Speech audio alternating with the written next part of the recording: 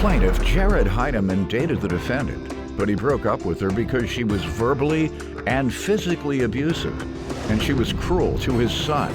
Jared is suing his ex-girlfriend for the balance of an unpaid loan. Defendant Sandy Matz says Jared is the one who was physically abusive, and he was so violent that he broke her nose and her ribs. Sandy denies owing Jared for anything. Start with you. I met Sandy in April of 2016. We were together for approximately 2.5 years. It didn't work out because we had a few problems, but one is just because of the drinking issue. Getting drunk and being verbally, physically abusive. You weren't getting drunk with her? I did sometimes. Okay. You contributed to the problem sure as did. well? Okay. Sure did. Well, She was also you extremely abusive or just her? It probably went both ways sometimes. Right. Sure. She was also extremely jealous of my ex-wife. I co-parented with 2 children. When I would take my son over for visitation, she'd always ask me, did I go in? Did I speak with her? Did I have to contact with her? She'd also get up earlier than I did, go through my phone, look at text messages, things like that. And she was also very cruel, I feel like, verbally to my son, calling him names and different things like that. And I think really what broke the camel's back really is when she told me late last year that she couldn't wait for him to go to jail. That was going to be the happiest day of her life. Was he criminal or thug? No, he's autistic. He's highly functioning, but he's definitely a very difficult boy, Right. no doubt. All right, let me hear from you, ma'am. It's true. I moved in with Jared in May of 2016. The ex-wife issue was he never ended the relationship with her the time we were together. How did you find that out? Text messages. They had sex in a barn Okay. while I was on vacation. Did you, sir? I did. Well, then she had a right to be jealous of the ex-wife. You act like she was jealous for no reason. Go ahead, ma'am. March 28th, he up and quit his job. He said it was too stressful for him, so he did not work. And I was living there, and I was helping him with food, prescriptions for him and his son. He was very, very extremely verbally abusive and physically abusive. He has broken my nose. He's broken 3 of my ribs. Put my head through his bedroom wall. I have copies of everything. Let's see it. Sir, did you do these things? I broke her ribs, but that was not in an argument. That was during intercourse. What did he just say? No. That's not true at all. Is that what you told the police? I've never seen a police officer for any of these incidents. Anything that I did or anything that she did, I've never called them. Is that true? I did. There's a police report when he busted my nose That and was took the off with female my complainant car. who stated that her boyfriend got very upset tonight and punched her in the face. Female was given multiple times to press charges and stated she couldn't. He called multiple times and stated he was upset because he was being followed and was home with a gun. Male subject stated he owes someone money and he thinks that they are following him, and that is why he is acting the way he is. States he is not afraid of shooting the next person that shows up at his house. The police heard that on the phone. I had it on speaker. And there's a medical report when I drove myself to the hospital when he And was sleeping. pictures of black eye. You ever seen her with a black eye, sir? I have. How did she get that? Altercations. With who? Well, I'm sure it was me.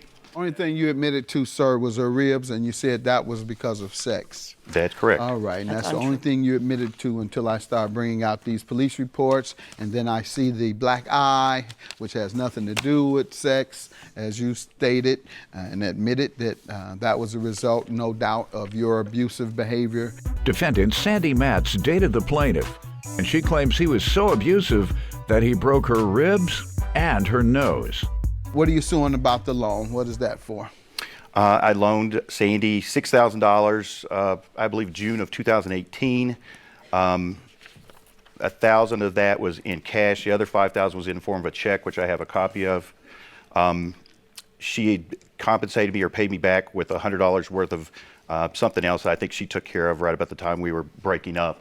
So it was actually $5,900 at the time, but I'm just doing the $5,000. What was the agreement? And when was it to be paid up? We had no specific date, but she needed it. She was behind on some house payments and things like that. And she'd been kind enough to loan me some money in the past. So I felt like that I could do that for her. What have you said about your money? What discussions have you all had? I've texted her multiple times of, are you going to pay me back? I have Very mean text When messages. did you first threatening. ask? I'm sure that probably started in November of last year, maybe early December. I think is the earliest one I have a date on, of just, when am I going to get my money back? She even acknowledged that she did owe me money and she was working on it, trying to go through her 401k. Let me hear from you, ma'am, regarding this alleged loan. He's threatening, text messaging me, saying that there is going to be repercussion if he does not get money back. When he wrote me that check that morning, it was because he knew from me helping him in the course of the year, he knew that that was money that was owed to me. Nonetheless, all these medical bills now from his horrible abuse. I'm very afraid of this man. He has threatened me over and over and over again, and he wants to put a bullet through my head. He's told me that several times too, and the messages. And let me read some of the text, ma'am. This is from him. Is this something you're working on trying to actually do, or are you just putting me off? He's asking you this. And you say, no, I'm looking at all my options. And he says, maybe I should have done that before I ever gave you a cent. No, I'm not blowing you off at all. Right now, I'm in the process of looking into my 401k. You said this because you were fearful? Very fearful. He's Okay. So will kill instead me. of going to the police, He's told me. he didn't threaten you on here, though. Nothing in I'm not- here I'm done. shows where he's threatened you with violence or any other thing. You have something there? Because That's he's more- talking very calm and reasonable to you, and you're talking calm and reasonable back to him. Can you show me some threatening text? Because I read where you agree to pay, and you're No, going I to go don't. into your 401k. And you say, I only said that because he threatened me. Okay, so show me the threat that caused you to say you want to go into your 401k. Let me see that. In fact, you read it to me. You read where he has threatened you on any of these texts where he's requesting his money. Okay, don't come crying when something happens. I will not let you keep $6,000 with no repercussion. That's going to court when something happens.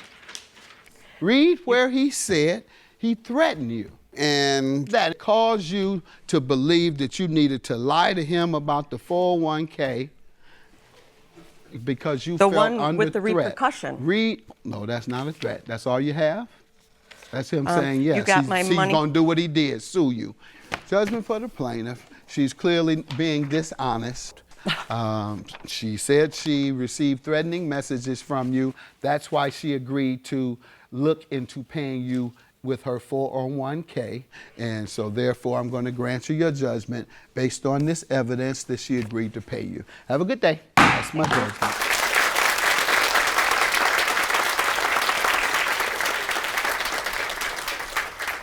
I'm just glad this is all water under the bridge now. It's over and done with. I never have to see or deal with him ever again. I never threatened her, and I'm not going to shoot her or do anything else to her. I just wanted my money back. That's all I wanted.